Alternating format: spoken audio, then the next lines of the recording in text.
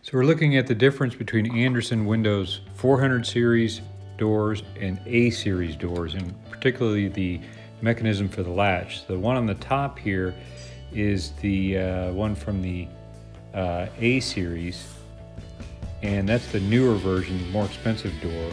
And the one to the left, or the lower part of the screen, is the 400 series, which is an old door that I've had. It's about 15 years old.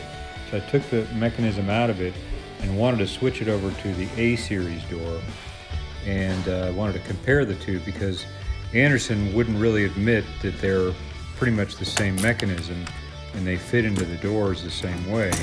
But there are some small differences, which are maybe the reason why they didn't want to have a person switch. And you can see a little difference, but what I'm demonstrating here is that on the A series door on the top here, without the lever pulled up, you can still throw the deadbolt. But on the 400 series, which is the one below, you can't throw the deadbolt without the locking lever, without the lever pulled upwards to lock the latches at the top and bottom. So what I'm trying to demonstrate here in this video is that on the old 400 series door, you have to pull the lever up before, by the way, pulling up the lever puts out the latches, and then you can throw the deadbolt.